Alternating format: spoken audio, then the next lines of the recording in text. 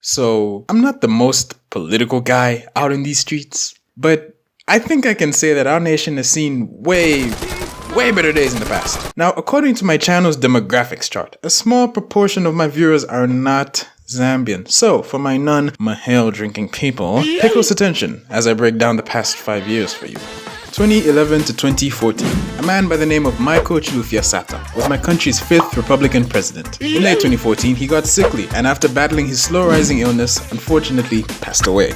But he was still president at the time of his death and therefore didn't finish his term in office. So, as law would obviously dictate, the vice president at the time, Dr. Guy Scott, took over as the country's acting president, which, fun fact, made him the first white president of Zambia.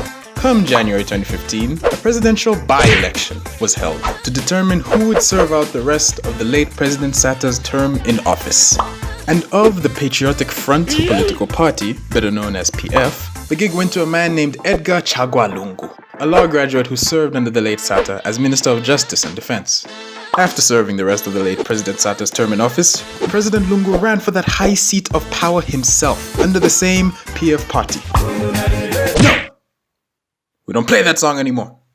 The campaigning period was a long and tasking one, with Mr. Lungu going neck and neck with his closest rival, Mr. Hakainde Hichilema, president of the United Party for National Development.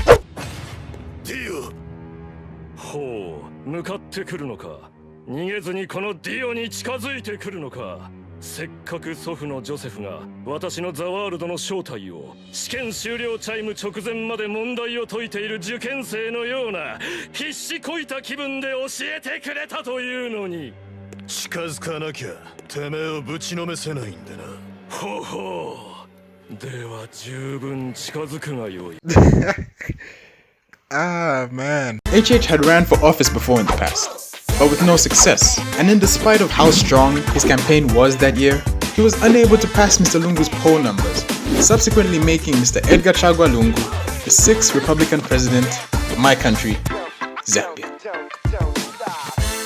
And yeah, since then things have been pretty cool.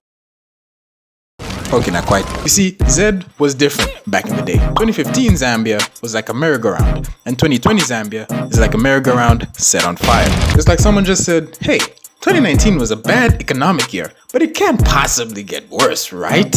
And 2020 was just there like, hold my calendar. Like, I'm all for intellectual growth and all that jazz, but I feel at my age, I should be out there trying to win the hand of someone's daughter and ultimately getting friend-zoned instead of being all Hitler-level passionate about politics. Like, if you were to go tell 2015 me that this is where we'd be in a few years, I'd tell you like, no, okay? No, get that on my face. You see, this gold is for the people of Zambia. Okay, but you're giving it away. It belongs to the people. But you're giving it to the wrong people. Shh, hush, baby Pusha. Hush, baby Pusha. So as you know, we're low on money. Yes. So to fix this problem, yes, we've decided to, yes, pay someone else to teach us how to save our money. I'm glad to announce that we bought brand new state-of-the-art fire trucks. Okay, but those things are pretty expensive. Plus, we're still in heavy debt. Nah, not really. They only cost about $42 million. Sorry, what? I said they only cost... Spent 42 million big ones on fire trucks. I know, pretty cool, right?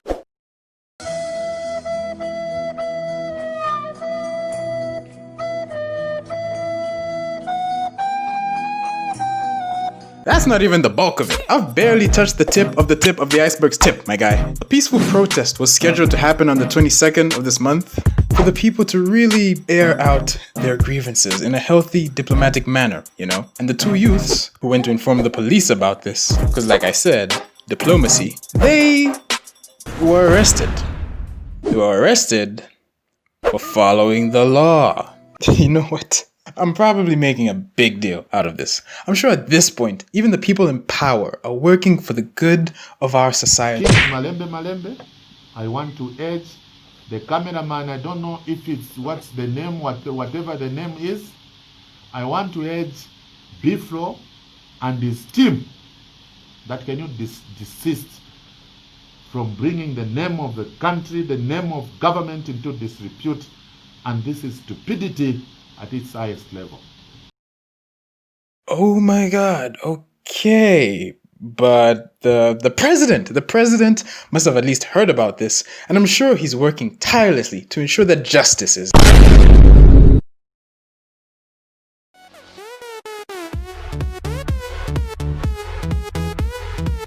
This is literally violating human rights. Literally. At this rate, I might as well be arrested just for making this video. FBI, open up! But I'll just end with this. See, it's been more than a minute since we gained our independence. But looking at the way things are, can we really say we're independent? I mean, we're basically owned by China. Zambia can't afford to pay back its multi-billion-dollar loans to China. And Zambia's state-owned TV and radio news channel, ZNBC, is already 60% Chinese-owned. It's safe to say that Zambia is now used as a case study to see, or rather to gauge, what can go wrong if a country allows China unfettered and uncontrolled access to its resources. Zambia or Zambia now publishing newspaper articles in Mandarin, and the government claims that the move was a business decision to attract the Chinese readership. I think there is no doubt that there's concern about China's increasing influence in Zambia. People have been saying, Zambia is Chinalizing too fast. Is this what our forefathers really fought for? Zanko and Pundu didn't literally break the colonial chains just for us to be in an even worse mess than before. Check out this footage of our first president, KK, when Zambia was still Northern Rhodesia. Well, in fact, if I may take this to individual, I would say any white individual, man or woman, has exactly the same rights under unity government as I personally have. If every individual, black or white, has the same rights as each other, then how can our fellow African man really take those rights away? I love this country and I love my fellow Zambians. And I know we're meant to be greater than this. The whole of Africa is meant to be greater than this. But if we just keep letting things stay as they are, then we won't have a country left to love. So think about it.